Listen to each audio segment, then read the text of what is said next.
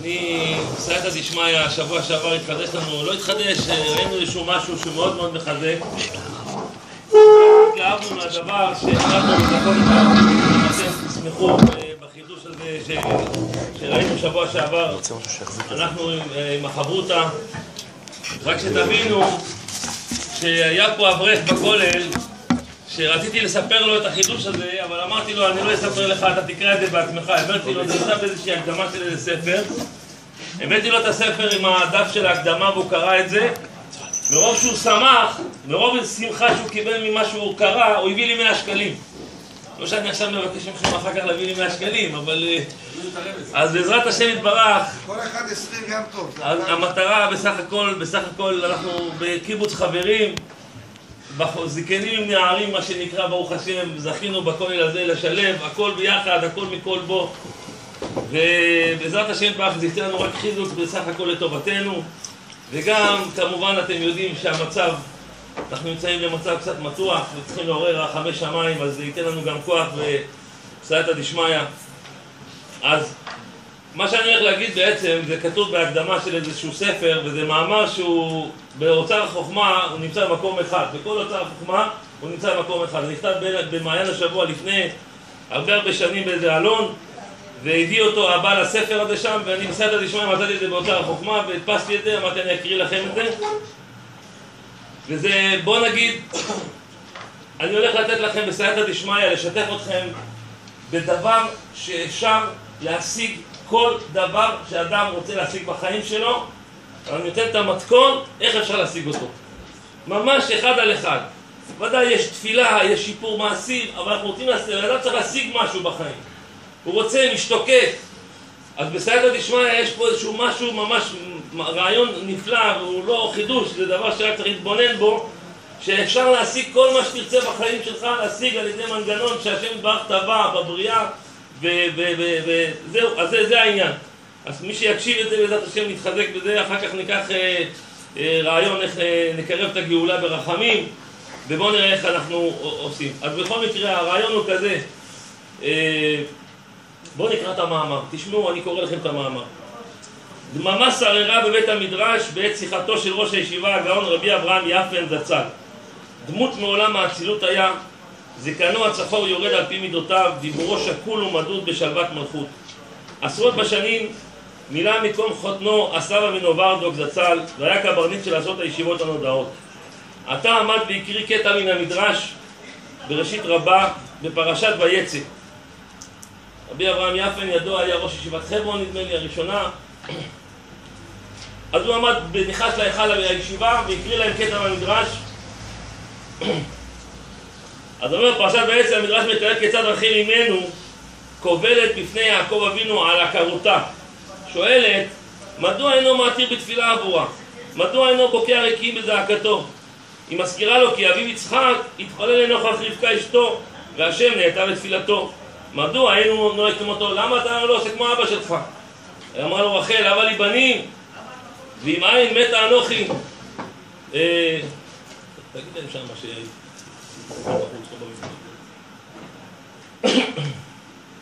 תביא להם שיבואו לפה. אז יעקב, רחל אימנו קובלת בפני יעקב, למה אתה לא מביא לי בנים? אני רוצה בנים, הנה אבא שלך התפלל, למה אתה לא מתפלל כמו אבא שלך? השיבה יעקב, לאבי לא היו בנים, לפיכך נעתר השם לתפילתו. לי יש כבר בנים מלאה אחותך, אין זה בטוח שתפילתי תועיל. ליצחק ורבקה ידוע, 20 שנה לא היה להם ילדים, 20 שנה של תפילו. אז לא היה לו ילדים, אז הוא התפלל, אז הוא קיבל. אבל לי יש כבר ילדים מלאה. אמרה לו רחל, הנה לסבך אברהם היה כבר בן ישמעאל, ובכל זאת התפלל על שרה שתלד, על כן יכול אף אתה. רחל באה ועוקרת את הטענה שלו. מה הטענה שלך שליצחק לא היה ילדים? הראיה של אברהם כן היה ילדים, וכן הוא התפלל וכן הוא קיבל משרה. אז גם אתה יש לך ילדים מלאה, אתה יכול להתפלל גם בשבילי. אמר לה, האם תוכלי לעשות כמעשיה של שרה זקנתי, שהכניסה צרתה לתוך ביתה והסיעה לו את הגר? ידוע. אמרה לו, אם הדבר הזה מעכב, קח את בלהה שפחתי, אולי ייבנה אנוכי ממנה. וכך היה.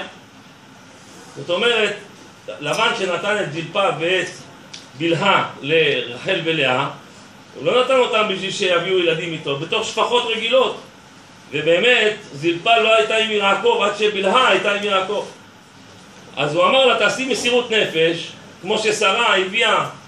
מה הרעיון של שרה? שרה הייתה מוכנה לזכות את הגר, כביכול, לתת את איש האלוקים, נשיא האלוקים אתה בתוכנו, לתת את גדול הדור, לאיזה סתם שפחה, למרות שהיא בת של מלך, אבל שפחה, בשביל אישה אחרת שתזכה ותהנה מזה שיהיה לה בן מאברהם אבינו.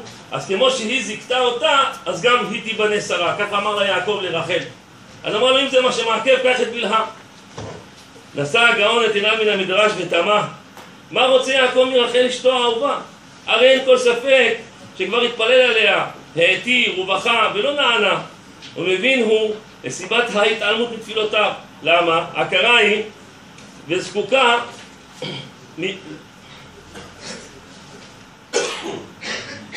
לזכות מיוחדת כדי לשנות סדרי עולם. בתפילותיו אין די, שהרי יש לו כבר בנים, ועצה בפיו. מה נותן לה עצה יעקב לרחל?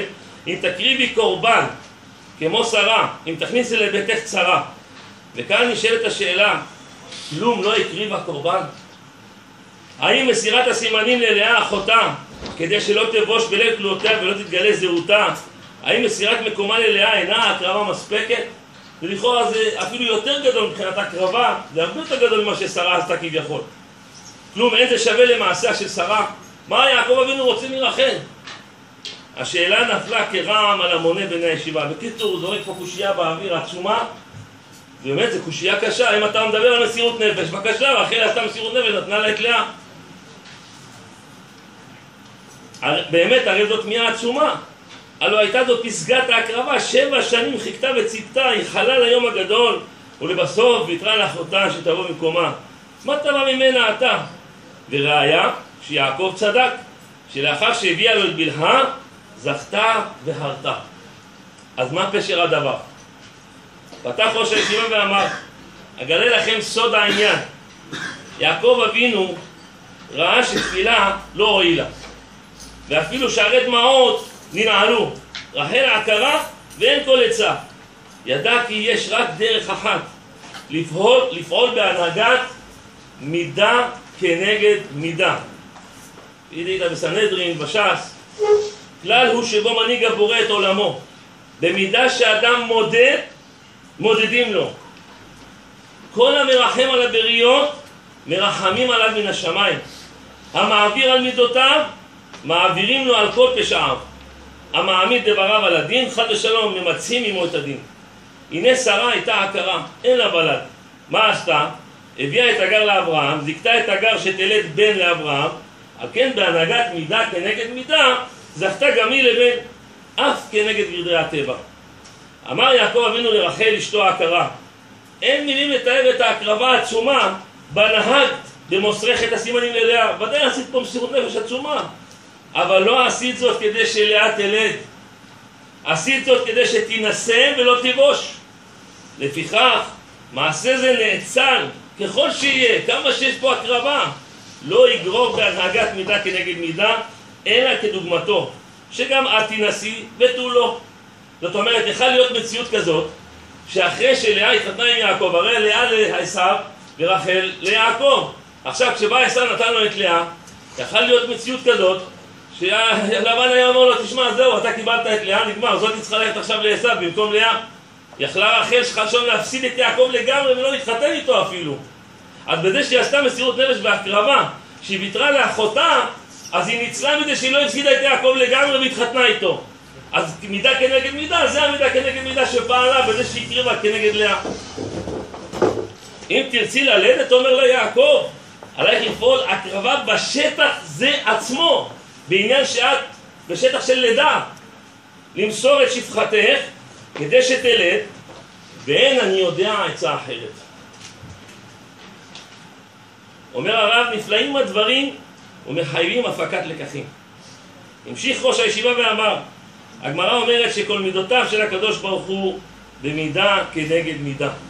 ואם כן, זוהי הדרך הבטוחה ביותר להשגת כל דבר.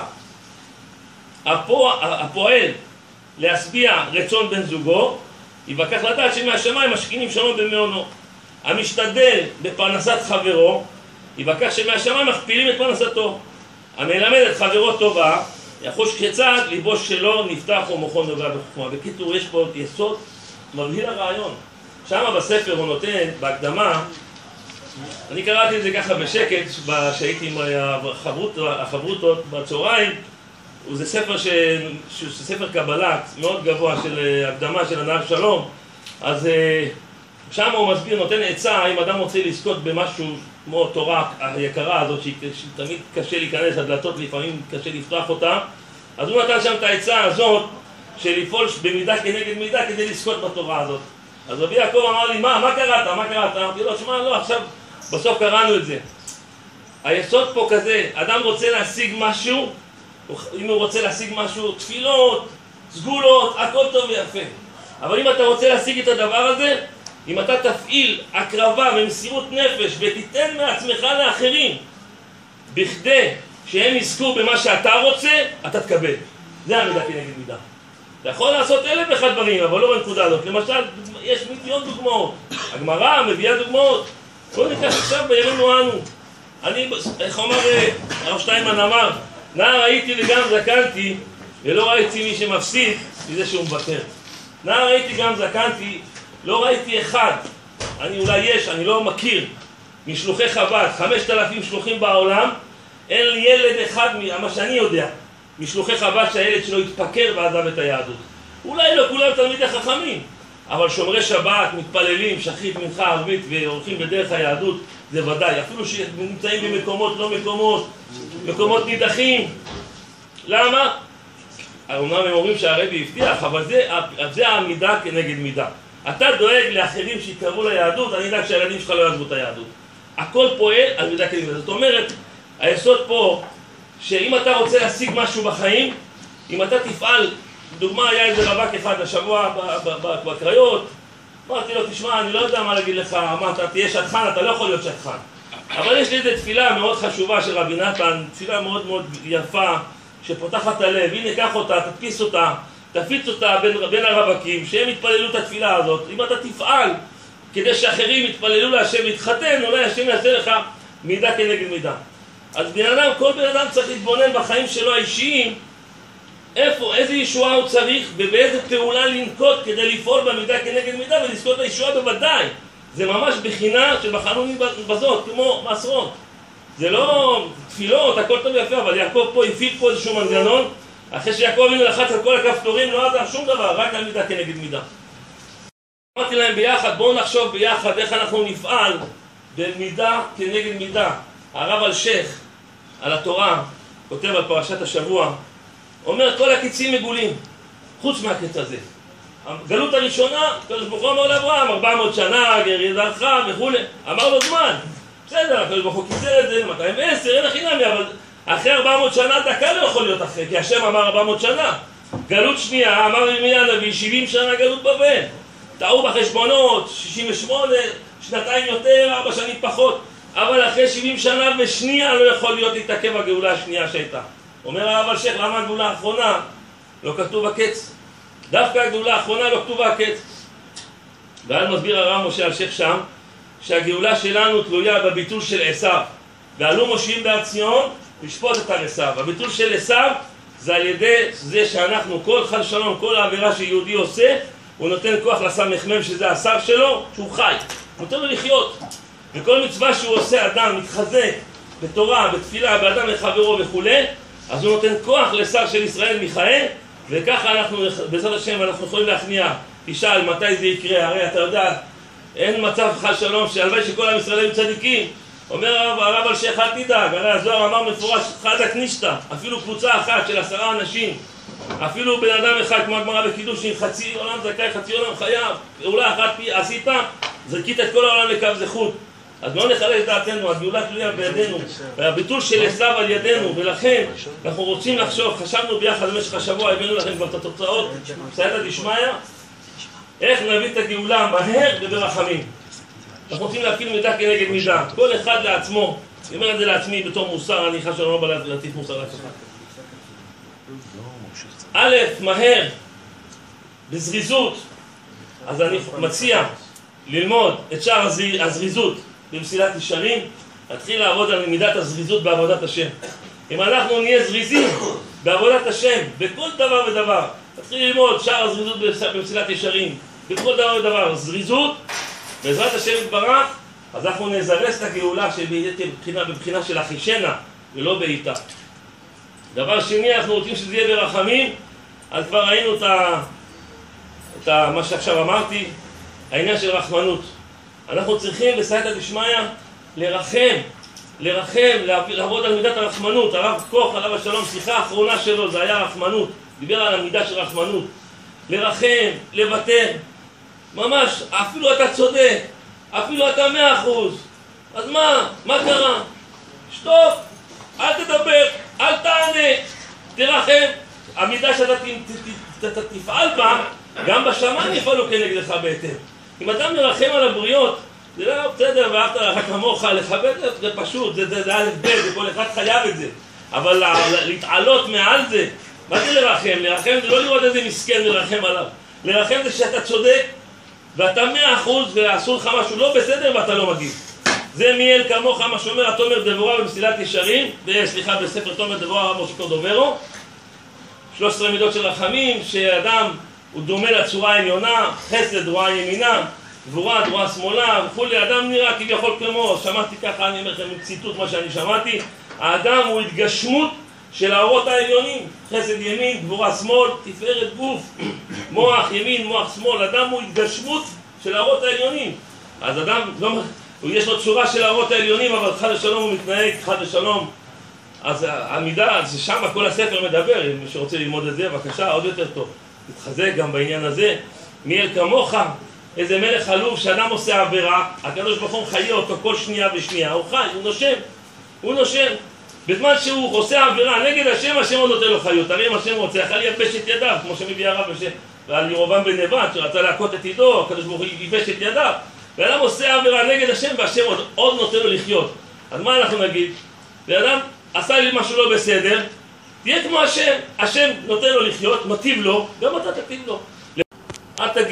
אל תגיב, השם יבטל את כל מה שמפריע לך. אני אספר לכם סיפור מאוד מחזק, שקרה בבני ברק לפני כמה שנים. היה איזה חדר מדרגות, מפורסם, אולי חלק מכירים את הסיפור הזה עם הרב שטיינמן. היה חדר מדרגות, בבני ברק יש בתים שבנויים על עמודים. אז זה היה בניין שהיה עמודים, וכל אחד מה שיש לו פסולת בבית שם למטה. אחד שם עגלה, אחד שם מיקרוגל מקולקל, אחד שם תנור, אחד זה. תוך כמה שנים נהיה שם מגרש גרוטאות, עכברים, בלגן.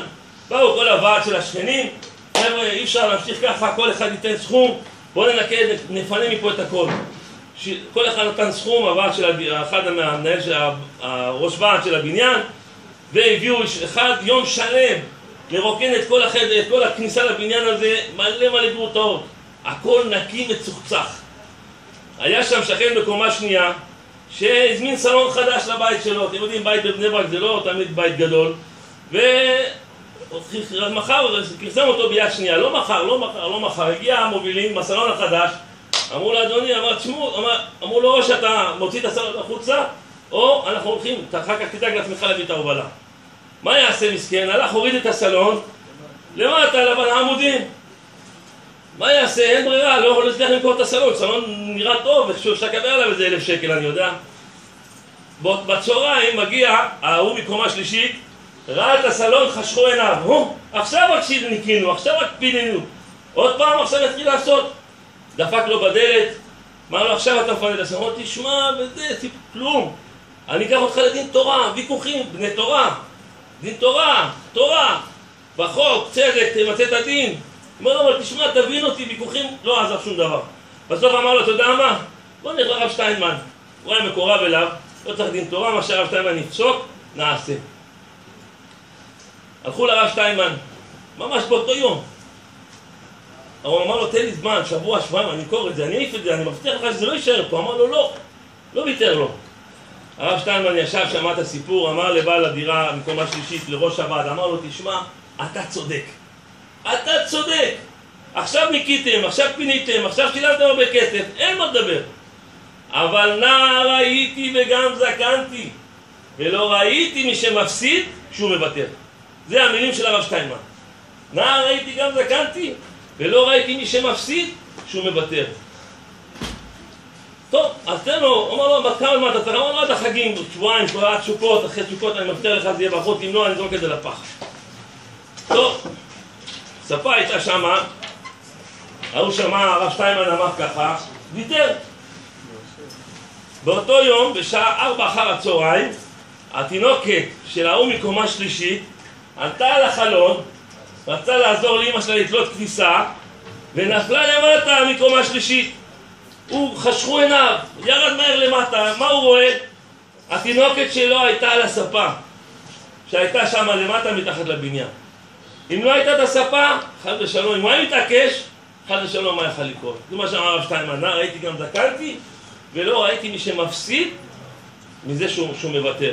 לכן קהל הכי יקרים, קהל קדוש, א' ב' של בן אדם, של יהודי, זה להיות ביטול, להיות כלום. בן אדם כלום, כלום, כלום, אין ישות. זה א' ב'. ברגע שבן אדם מתחיל לעשות שהוא ישות, שהוא משהו, פה מתחילה לבעבע, כמו שלמדנו בחלב, שמבעבע ואוסר את הכל. הטיפת גאווה הזאת של הישות של המשהו, זה מבעבע ומחלחל, ואחרי זה גם בא בכוח של התורה. זה הכי מסוכן. זה הכי מסוכן שזה בא בכוח של התורה. אז אני אומר, בעזרת השם יתברך, אנחנו רוצים להפעיל מידה כנגד מידה. כל אחד יחשוב לישועה הפרטית שלו. אדם רוצה דוגמה תכף נורית לכם כל מיני רעיונות. אדם רוצה שיהיה לו כאן להשיא את הילדים שלו, אז הוא ידאג לעשות הוראת קבע להכנסת כלה. הוא תמיד יעזור לחתנים וקלות להתחתן, אז השם יעזור לו שגם הילדים שלו יתחתנו בקלות.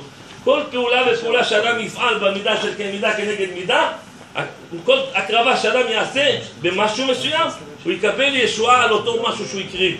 ואנחנו רוצים לקרב את הגאולה ברחמים. אנחנו רוצים שהשם מלך המשיח יתגלה, שמלכות השם תתגלה בעולם, שכולם יכירו וידעו שהשם הוא מלך העולם, שהערבים וכל האסונים שלנו רק ידעו את זה, אז הם באמת הם ידעו את זה, אז הם יתפוררו, לא יישארו בכלל. זה הכל בידיים שלנו. הביטול של עשיו זה בידיים שלנו, בשתי דרכים. א', בשביל לזרז את הגאולה שתבוא במהירות, בבחינה של אחישנה, אז אנחנו נזדרז בעבודת השם, נזדרז בקיום המצוות. כל דבר, לא בזמן המצווה, אומר הרמח"ל, בזמן המצווה תעשה כמו שצריך, אל תמהר. תפילה, טיק טיק טיק, לא. לפני שאתה מתחיל את המצווה, תגיע אליה במהירות. תגיע אליה במהירות, כשאתה מקיים את המצווה, תעשה אותה כמו שצריך. דבר ראשון. דבר שני, אנחנו רוצים שזה יהיה ברחמים. שהשם ירחם עלינו, על עם ישראל, ירחם על כל יהודי שמסתובב ברחוב בירושלים או בשומרון או בחברון או בכל מקום. אז אנחנו נרחם, אנחנו נפעיל בשמיים, זה השם יתברך, כביכול אנחנו מכריחים אותו לפעול במידה הזאת, כי אנחנו פועלים במידה שכנגד מידה. אם אנחנו נרחם, אם אנחנו נוותר, אם אנחנו נסלח ולא נקפיד בלב על כל דבר, אפילו שאנחנו צודקים, אפילו ששילמת, לא שילמת, כן שילמת, כן עשית, לא עשית, כמה שאדם ישתוק, אמר במשנה, כל ימי גדלתי בין חכמים ולא מצאתי לגוף טוב, אלא השתיקה. כמה שאדם ישתוק יותר טוב, וכמה שאדם ירחם ויוותר, לא רק שישתוק אלא גם בלב שלו לא יקפיד, אז גם הקדוש ברוך הוא בסייעתא דשמיא, הוא ירחם עלינו, והוא יסלח לנו, והוא לא יקפיד עלינו, ואז נזכה בעזרת השם שהגאולה תבוא מהר ותבוא ברחמים, וממילא כל שאר הצרות כבר לא תצטרך לפעול על שום מידה כנגד מידה, כי הכל כבר יתבטל. הרב משה קודובר, ואני מסיים בזה, אומר, אם היינו מבינים מה זה ימות המשיח, אז בכלל היינו עוזבים את הכל, כל השטויות, כל הבעיות של הפרנסה, כל הבעיות היינו מוותרים, היינו משקיעים את כל הכוחות שלנו עד שיבוא מלך המשיח, כי כל הבעיות לא יהיה כלום, נוכל לשבת לעסוק בתורה בנחת, בישוב הדעת, בלי עול של פרנסה, בלי עול של בעל הבית, בלי עול של מס הכנסה, בלי עול של ארנונה, כל השטויות האלה התבטלו. אנחנו נוכל לשבת להתענג על זיו השכינה, ללמוד תורה בנחת, לעבוד את השם, לשיר, לשמוח, זה מה שאנחנו רוצים. אז על זה אנחנו צריכים להשקיע את הכוחות שלנו בעזרת השם, ויהי רצון שנזכה שיתקיים בנו הפסוק, ועלו מושיעים בהר ציון לשפוט את הר עשיו, והייתה לאדוני המלוכה, והיה אדוני למלך על כל הארץ, ביום ההוא יהיה אדוני אחד ושמו אחד.